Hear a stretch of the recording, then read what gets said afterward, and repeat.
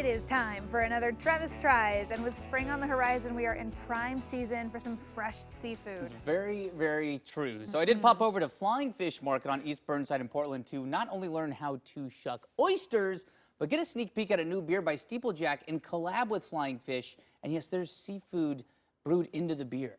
Very, very cool. Check it out.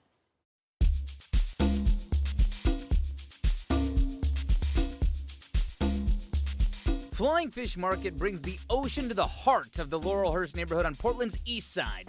Start the car. Start the car. Boom. And then just separate that shell. So it's the perfect place to learn how to shuck oysters. I've never done it before, and luckily I have a pro with me. I'm Ross Richardson. Ross is not just a pro when it comes to shucking oysters.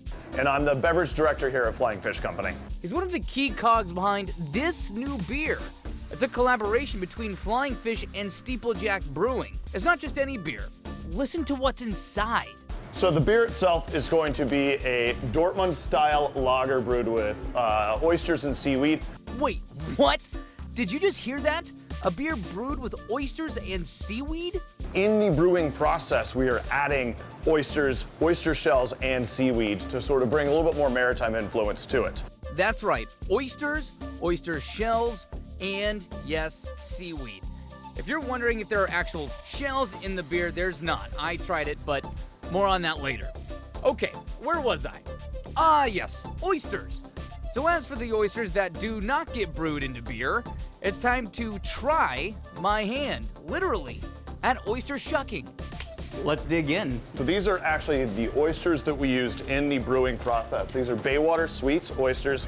You've got a top shell and a bottom shell on an oyster. The top shell is the one that you ditch. The bottom shell is the one that you're going to be eating out of. Okay. The biggest thing you're looking for is called the hinge, and it's kind of where those two meet. So you're looking for the hinge. There's the horn, which is kind of where it all comes to a point, and then the hinge is right there where those two separate. So you just kind of look for that. So like right here. Yeah. Place that down inside and fold it over. Okay. And I'll usually hold light pressure with my left hand on top. Okay. And now you're gonna try to, it's kind of like picking a lock. It's like a gentle pressure. Okay, not too much. Not too much, you're not trying to break it. There's a little finesse in there. Oops. So that'll happen a lot. They grow in layers. And that's one of the reasons I say use a towel, because if you're doing that in your hand. If I end up destroying too much product, by the way, today, you just let me know. We're not worried about it. The tip is kind of firmly planted in, and then it is simply like starting your car. I guess people don't start their cars with keys anymore. So it's like turning a key in a lock. It's just a light quarter turn that'll separate that shell.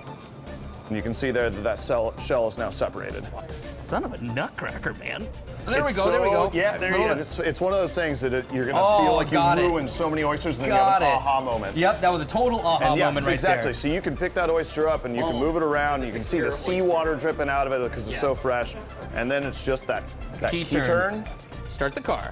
Start the car. You're basically going to just keeping the blade touching close to that top shell, push it in, and move it around, separating that muscle on the top shell. So you can see why people cut themselves doing this. Absolutely. How often have you cut yourself? Once a week. Really? And that's from a pro. Whoop. Well, that wasn't probably all that textbook there. How do you fix it? Just pry it open? Be like, God, it's a lot of work for a little bit of meat. You gotta be patient. Oysters are the pistachios of the seafood world. There we go. How about that? Oh, this one's looking good. I'm excited. So I think that we got to pour off some of the beer to enjoy with these so that we can really see. I would have to agree. We got to double cheers. Double cheers. Oysters, beers. This is good. I appreciate this. Absolutely. Oh, thank you again. Appreciate it. Perfect beer for this.